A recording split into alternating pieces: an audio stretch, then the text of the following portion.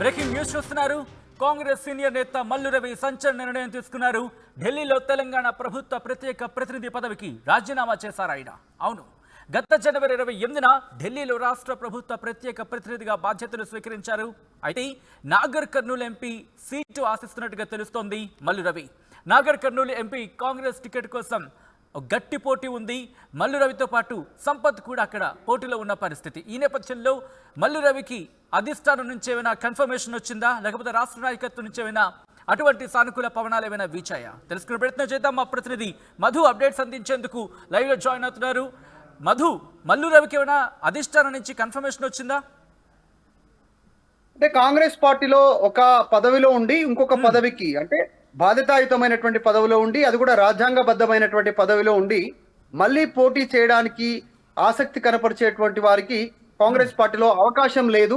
దాంట్లో భాగంగానే అంటే పార్టీ నిర్దేశిస్తే తప్ప, పార్టీ కోరితే తప్ప వాళ్ళంతకు వాళ్ళగా పోటీ చేయడానికి లేదు. సో ఆ పదవి గనక అడ్డమైతే నేను రాజీనామా చేస్తా ఉన్నటువంటి ఒక రీజన్ తో మల్లు రవి రాజీనామా చేశారు. వారం క్రితమే చేసినట్టుగా సమాచారం ఉంది. కొద్దిసేపటి క్రితం నేను మల్లు రవితో మాట్లాడాను, ఫోన్ చేసి. ఫోన్ లో ఆయన అందుబాటులోకి వచ్చారు. ఫోన్ లో ఆయన చాలా స్పష్టంగా చెప్పారు, వారం రోజుల క్రితమే నేను డైరెక్ట్ గా హైదరాబాద్ లోనే ముఖ్యమంత్రి రేవంత్ రెడ్డి నివాసానికి వెళ్ళాను.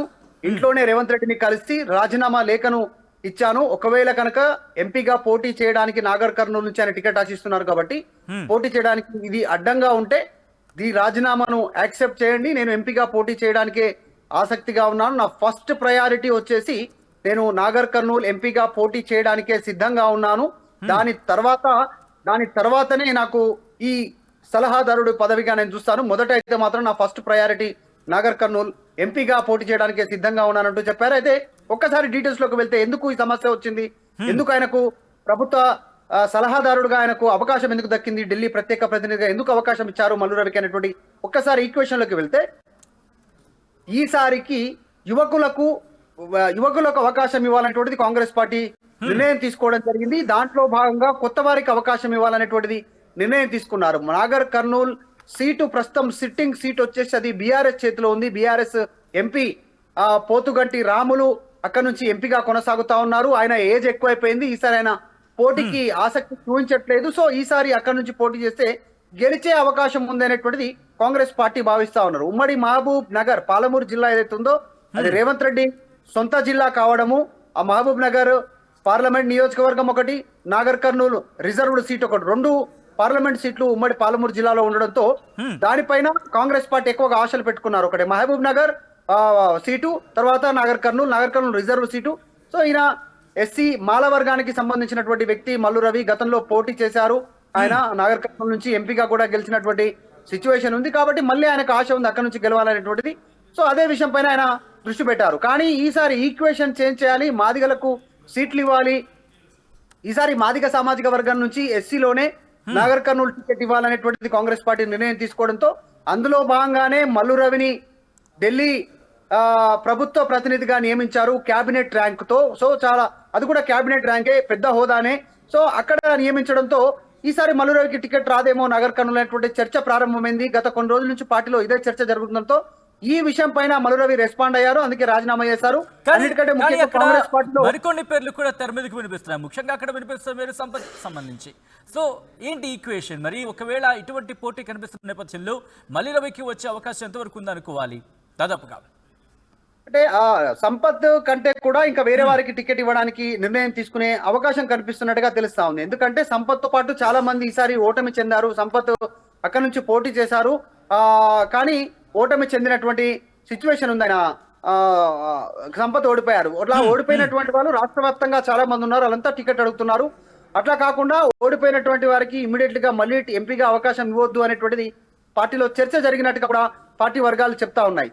కానీ మల్లు రవి రాజీనామా చేయడానికి ప్రధాన రీజన్ ఉదయపూర్ డిక్లరేషన్. రాజస్థాన్ లో కాంగ్రెస్ పార్టీ సంబంధించిన ప్లీనరీ జరిగినటువంటి సందర్భంలో ఒక డిక్లరేషన్ తీసుకున్నారు. ఆ డిక్లరేషన్ లో జోడెద్దు పదవులు ఉండొద్దు, 2 పదవులు ఒకే వ్యక్తికి ఉండొద్దు, 2 అవకాశాలు ఒక్కరికే కల్పించొద్దు, పార్టీలో కష్టపడేటువంటి వారికి పార్టీకి లాయల్ గా ఉన్నటువంటి వారికి అవకాశం ఇవ్వాలి అనేటువంటిది ఉదయపూర్ డిక్లరేషన్ లో భాగంగా నిర్ణయం ఉంది. సో ఆ డిక్లరేషనే మల్లు రవికి అడ్డంకి అనుకుంటే నేను దాన్నే రాజీనామా చేస్తాను, నేను యాజ్ ఇట్ ఈస్ గా ఎంపీగానే పోటీ చేస్తాననేటువంటిది ఆయన చెప్తున్నటువంటి వెర్షన్. ముఖ్యమంత్రి రేవంత్ రెడ్డి మల్లు రవి ఇచ్చినటువంటి రాజీనామా లేఖను తీసుకున్నారు, ఆలోచిస్తున్నారు ఆయన ఏం చేస్తారో చూద్దాం అనేటువంటిది ప్రస్తుతం పార్టీలో చర్చ జరుగుతా ఉంది. ఒక్కటేంటంటే ఇక్కడ సచిన్ చాలా స్పష్టం, మల్లు రవి డిప్యూటీ సీఎం గా ఉన్నటువంటి తన సొంత తమ్ముడు బట్టి విక్రమార్కను కాదు అని ముఖ్యమంత్రి అభ్యర్థిగా రేవంత్ రెడ్డిని బలపరిచారు. రేవంత్ రెడ్డి వెనకాల ఉన్నారు